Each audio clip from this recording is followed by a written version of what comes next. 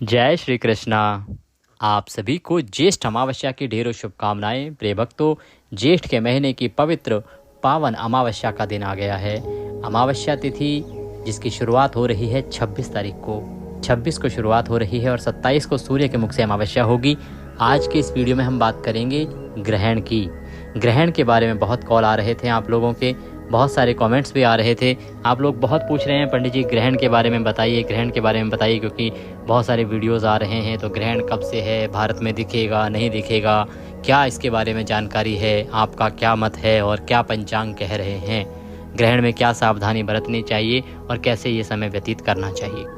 तो आपके इन सभी बातों को ध्यान में रखते हुए अब हम जानकारी देंगे कि इस अमावस्या पर ग्रहण है या नहीं है, कहाँ कहाँ दिखेगा, कहाँ नहीं दिखेगा, क्या प्रभाव रहेगा, क्या प्रभाव नहीं रहेगा, ग्रहण में क्या करना चाहिए, क्या नहीं करना चाहिए, आदि आदि जो सवाल हैं आपके, उन सभी सवालों के उत्तर आपको दिए जाएंगे। आपसे निवेदन है कि यदि वीडियो थोड़ा सा भी उपयोगी लगे तो कृपया एक बार लाइक अवश्य कर दीजिएगा और पितरों की कृपा प्राप्त करने के लिए कमेंट बॉक्स में अवश्य लिखिएगा जय पितृदेव। ग्रहण के दुष्प्रभाव से बचने के लिए लिखिएगा जय शिव शंकर। भगवान शंकर अवश्य ही ग्रहण के दुष्प्रभाव से आपकी रक्षा करेंगे। आप देख रहे हैं देवभूमि ज्योतिष संस्थान का प्रतिष्ठित यूट्यूब चैनल देवभूमि धार्मिक। हम यहाँ पर सभी व्रत और त्योहारों की शास्त्रीय जानकारी प्रदान करते हैं कि कौन सा व्रत कब है, कैसे करना है, क्या विधि है, पुराणों में क्या लिखा है और किस प्रकार से किन नियमों के साथ उसको करना चाहिए। इस प्रकार सभी व्रत और त्योहारों की शास्त्रीय जानकारी यदि आप प्राप्त करते रहना चाहते हैं, सही जानकारी प्राप्त करते रहना चाहते हैं, और यदि कोई वायरल वीडियो होता है उसके विषय में भी हमारे दर्शक हमसे पूछते हैं पंडित जी ऐसी खबरें चल रही हैं, इसकी क्या सत्यता है, क्या ऐसा कुछ घटित होने जा रहा है, जैसे कि अभी आप लोगों ने पूछा ग्रहण के बारे में। ऐसे ही और भी बहुत सारे सवाल होते हैं। कई बार आजकल यूट्यूब पर पता नहीं कौन कौन लोग क्या क्या डाल देते हैं। तो उससे संबंधित यदि आपके कोई भी सवाल होते हैं तो उनकी भी सही जानकारी हम वीडियो के माध्यम से आपको प्रदान करते हैं। तो इसीलिए सही जानकारियाँ प्राप्त करते रहने के लिए चैनल को अवश्य ही सब्सक्राइब कर लीजिएगा। और जब आप सब्सक्राइब करेंगे ना तो वहाँ पर एक बेल का निशान बना हुआ आएगा, घंटी का निशान बना हुआ आएगा, उसको अवश्य दबाइएगा, तभी आपको हमारे सारे वीडियोस प्राप्त होंगे, अन्यथा आपसे जानकारी छूटती चली जाएगी। तो कृपया चैनल को सब्सक्राइब कीजिएगा और बेल आइकन को प्रेस कीजिएगा। आइए प्रिय भक्तों, अब बात करते हैं आने वाली अमावस्या पर ग्रहण के बारे में। प्रिय भक्तों, अमावस्या पर जो ग्रहण होता है उसे सूर्य ग्रहण कहते हैं। इस वर्ष 2025 में 4 ग्रहण बताए गए हैं, 2 सूर्य ग्रहण और 2 चंद्र ग्रहण।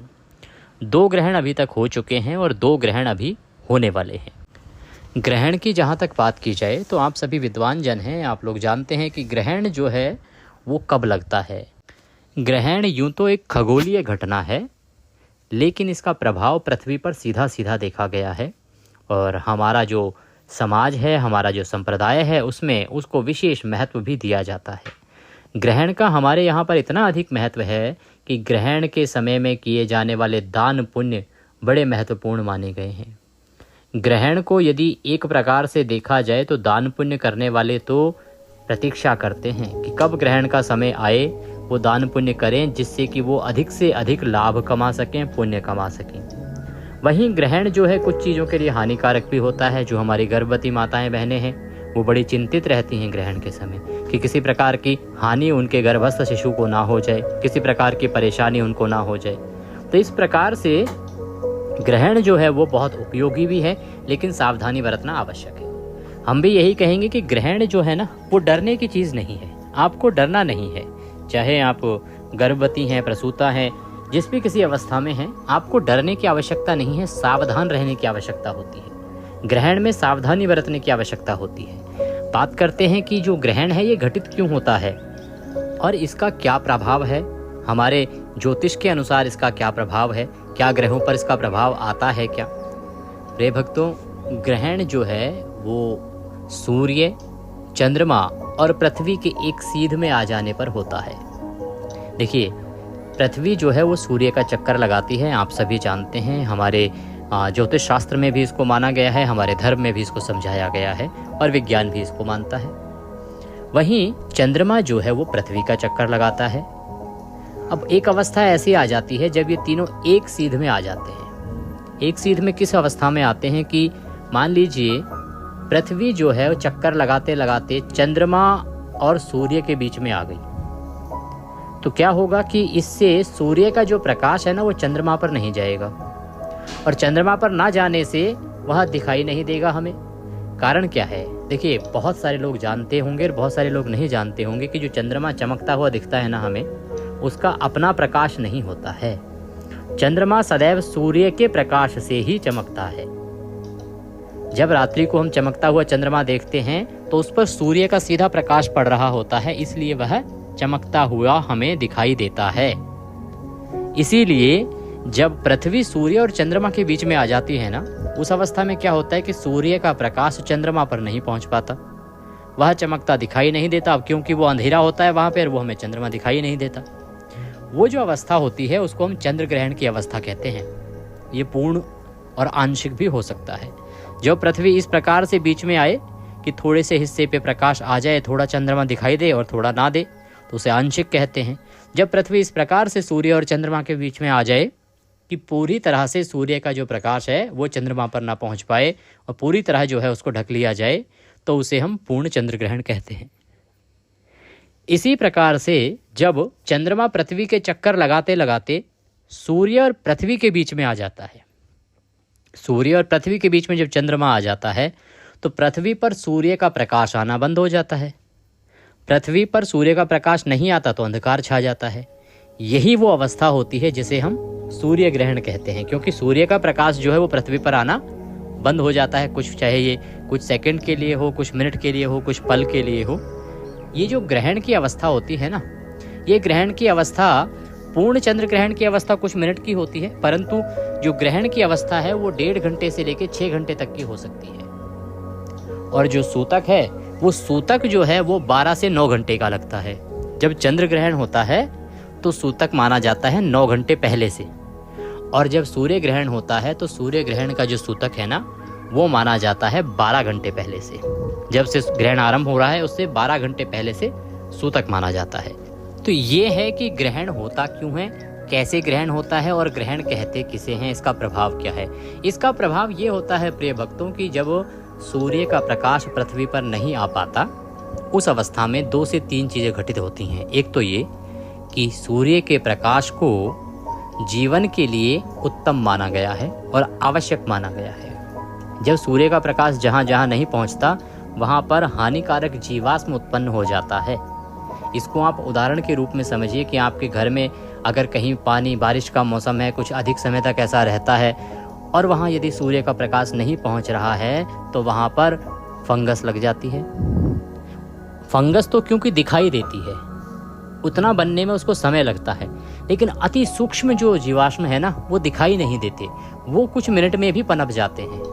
और जो जीवाश्म हैं वो आपके जीवन के लिए हानिकारक होते हैं, आपके शरीर के लिए हानिकारक होते हैं, आपको अनेकों बीमारियां पैदा कर सकते हैं। इसीलिए ग्रहण की अवस्था यदि वैज्ञानिक दृष्टि से देखा जाए तो ये हानि इस प्रकार से पहुंचाती है। दूसरा, जब आप उसे खुली आंखों से देखते हैं, ग्रहण को जब भी आप खुली आंखों से देखते हैं तो वहां से आपकी आंखों को नुकसान होने की संभावना होती है, आपकी आंखों की रोशनी तक चली जा सकती है, ऐसा कहा जाता है। इसीलिए वहां हमें सावधान रहने की आवश्यकता होती है। तो ग्रहण की जो अवस्था है वैज्ञानिक दृष्टि से भी हमें सावधान रहना चाहिए और आध्यात्मिक दृष्टि से भी हमें सावधान रहने की आवश्यकता होती है।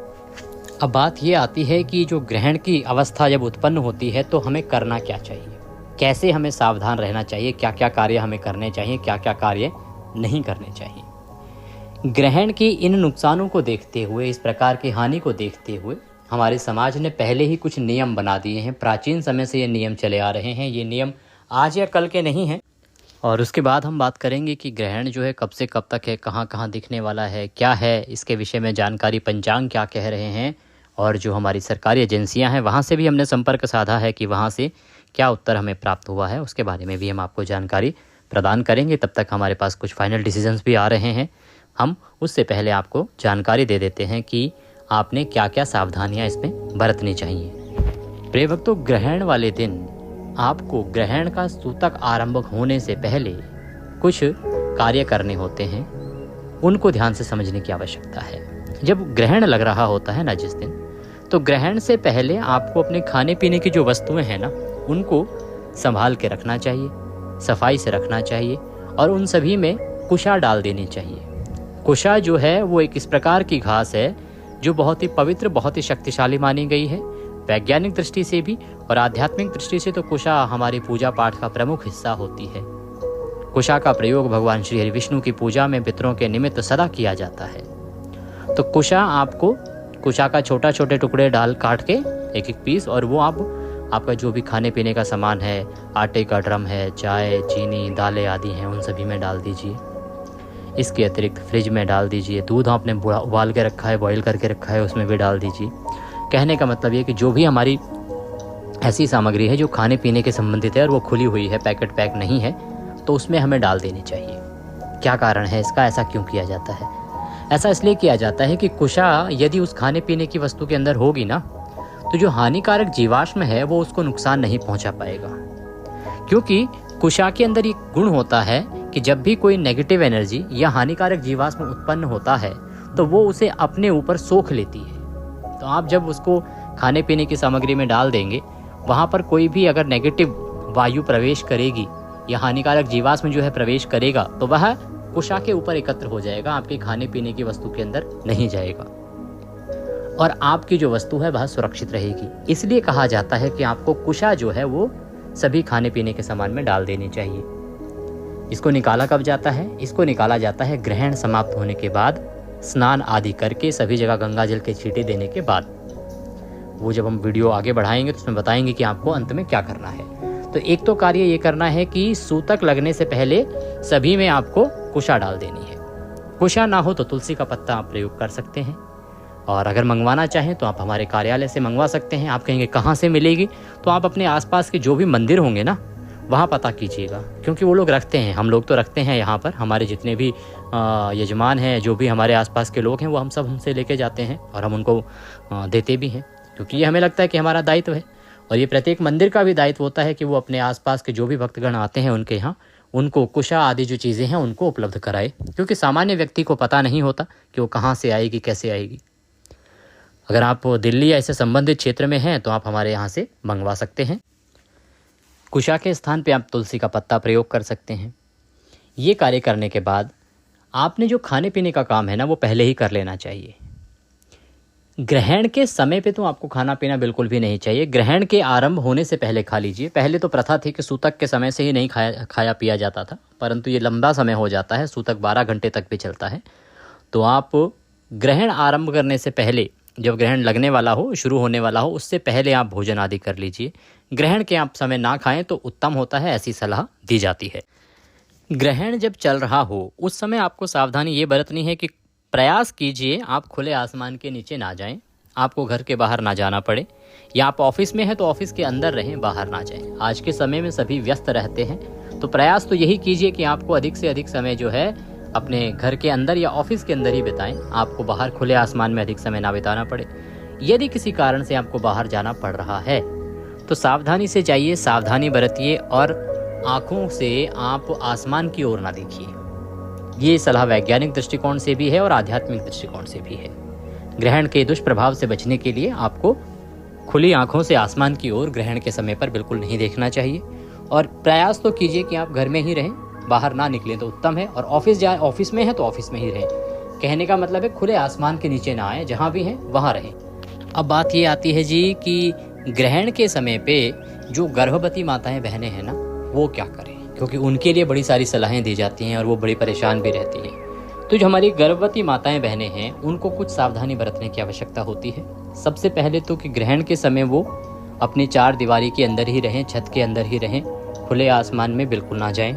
एक बात, ग्रहण के समय में उनको चाकू, छुरी, सुई, कटाई, बुनाई आदि के जो कार्य हैं ना, या तेज धार वाले जो भी हथियार हैं, हथियार ही कहे जाएंगे, चाहे चाकू है, जो भी हो, ये जितने भी ऑब्जेक्ट्स हैं जो शार्प होते हैं, तेज धार जिनमें होती है, जो चुभ सकते हैं, कट सकते हैं, खून निकाल सकते हैं, इनसे बचना है। इनसे संबंधित कोई भी कार्य जो है आपको नहीं करना है। ये प्राचीन प्रथा के अनुसार मैं आपको बता रहा हूँ, यही प्रथाएं चलती आ रही हैं कि ये सावधानी आपको बरतनी चाहिए कि इस प्रकार का काम आप ना करें। गर्भवती माताओं बहनों को ग्रहण के समय सोना नहीं चाहिए। जब ग्रहण चल रहा हो तो सोना नहीं चाहिए, नींद नहीं लेनी चाहिए। हाँ, क्योंकि लंबा समय होता है और गर्भ अवस्था में अधिक समय तक बैठना संभव नहीं है, तो आप आधे लेट जाइए, थोड़ा लेट जाइए, परंतु नींद में नहीं जाइए। सोना नहीं है पूर्ण रूप से। आपको क्या करना है, इस समय में जितना हो सके भगवान की भक्ति कीजिए। भगवान की भक्ति, आप लिटरेचर पढ़िए, भगवान की किताबें पढ़िए, कहानियाँ पढ़िए, और कुछ नहीं तो आप विष्णु सहस्त्र नाम का श्रवण कीजिए, आप गीता का श्रवण कीजिए, आप हनुमत सहस्त्र नाम का श्रवण कीजिए। इस प्रकार के जो भी धार्मिक अनुष्ठान है उनका श्रवण जो है अति कल्याणकारी है। अगर आप हनुमत सहस्त्र नाम या विष्णु सहस्त्र नाम सुनते हैं तो इससे आपके जीवन में बहुत कल्याण होता है। ग्रहण के दुष्प्रभाव से तो बचेंगे ही, इसके श्रवण कर लेने मात्र से, क्योंकि ग्रहण के समय में जितना भी आप धार्मिक कृत्य पढ़ेंगे, धार्मिक वृतांत सुनेंगे, उसका पुण्य बहुत अधिक है। ग्रहण और ग्रहण के बाद किया जाने वाला धर्म कर्म जो है ना, वो बहुत अधिक पुण्य देता है और अक्षय पुण्य देता है। इसीलिए जितना हो सके पुण्य कमाइए। आप विष्णु सहस्त्र नाम सुनिए। आपके इसी चैनल देवभूमि पर अपलोड किया गया है और ग्रहण के समय हमेशा अपलोड किया भी जाता है। इसके अतिरिक्त आप अन्य कुछ पढ़ सकते हैं सामग्री, अगर धार्मिक आपके पास है तो वो पढ़िए। इस प्रकार से दिन को व्यतीत कीजिए, समय को व्यतीत कीजिए। ग्रहण आरंभ होने से पहले एक और सावधानी बरतनी होती है कि ग्रहण जब शुरू होने वाला हो ना, सूतक लगने वाला हो, उससे पहले ही आपको अपने घर के जो मंदिर होते हैं ना, अपने घर में भी मंदिर बना रखा होगा, छोटा बड़ा कोई न कोई रखते ही है, मंदिर में पर्दे कर देने चाहिए आपको। क्योंकि जिस समय ग्रहण चल रहा होता है या ग्रहण का सूतक लग चुका होता है तो भगवान की पूजा पाठ नहीं की जाती है। यहाँ तक कि उनकी आरती, यदि मान लीजिए सायंकाल का या सुबह का समय है और पहले ही सूतक लग गया है, तो आप आरती भी नहीं करेंगे, जोत बत्ती भी नहीं करेंगे और भोग आदि भी नहीं लगाया जाता है। यही परंपरा चली आ रही है कि ग्रहण का सूतक लगने से पहले अंतिम पूजा भगवान की जा चुकी होती है। उसके बाद जब तक कि ग्रहण समाप्त नहीं हो जाता और शुद्धि नहीं हो जाती, तब तक भगवान के मंदिर के पर्दे नहीं खोले जाते हैं। हम अपने मंदिर में भी सदा पर्दे रखते आए हैं, यही नियम बनाया गया है और यही नियम है।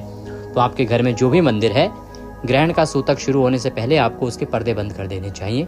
जो भी भोग लगाना है, अन्य कार्य करने हैं, पहले कर लिए तो कर लिए, उसके बाद वो कार्य होंगे शुद्धि के बाद, ग्रहण की समाप्ति के बाद। ये ध्यान रखिएगा। हम गर्भवती माताओं बहनों के बारे में बात कर रहे थे, तो उनको लिटरेचर पढ़ना है, धार्मिक कहानियाँ सुन सकते हैं, विष्णु सहस्त्र नाम सुन सकते हैं, अति कल्याणकारी है। इस समय से आप, इस प्रकार से आपको अपना ये जो ग्रहण का समय है ना, ये व्यतीत करना है। अब बात आती है जी कि ये ग्रहण का समय समाप्त होने के बाद क्या कर्म करना है, आगे किस प्रकार से हमें शुद्धि करनी है, क्या कर्म करने हैं। जब ग्रहण समाप्त होगा तो ग्रहण समाप्त होने से पहले जो भी घर में प्रमुख महिला हैं, जो भी, वैसे देखिए प्रयास कीजिए सारे स्नान कर सकते हैं तो बहुत उत्तम है, पर जो भी स्नान कर सकें वो स्नान कीजिए, गंगाजल युक्त जल से स्नान कीजिए।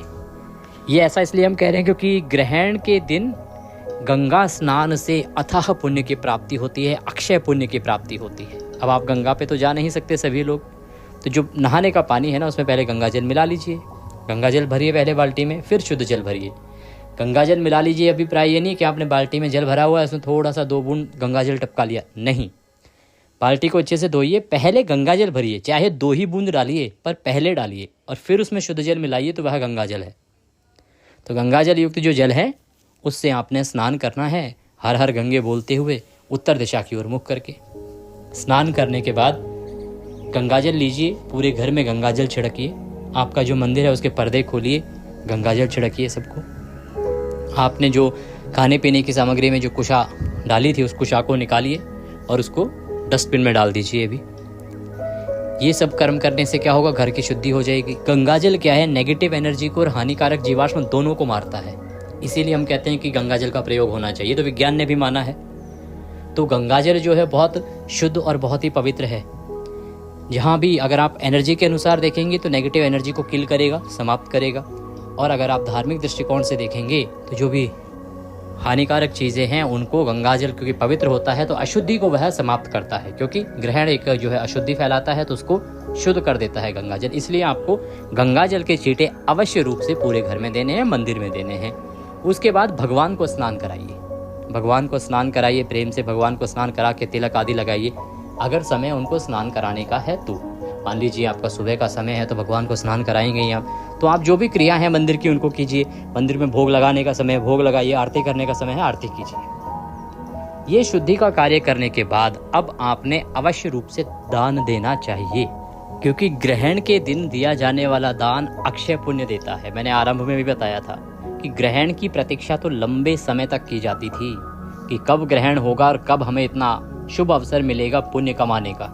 तो आप दान अवश्य दीजिए, अन्न दान दीजिएगा, वस्त्र दान दीजिएगा, दान अवश्य दीजिएगा। मंदिर में दे सकते हैं, ब्राह्मण को दे सकते हैं, आपके यहाँ कोई दान मांगने आते हैं तो उनको दे सकते हैं, परंतु ग्रहण के बाद आपको दान अवश्य देना चाहिए। इसकी महिमा अधिक है, इसका महत्व अधिक है और इससे मिलने वाला जो पुण्य है ना वो कई हजार गुना अधिक है, क्योंकि ये जो दान कहा जाता है वो अक्षय कहा जाता है। इससे मिलने वाला जो पुण्य है वो कभी मिटता नहीं है, अमिट रहता है।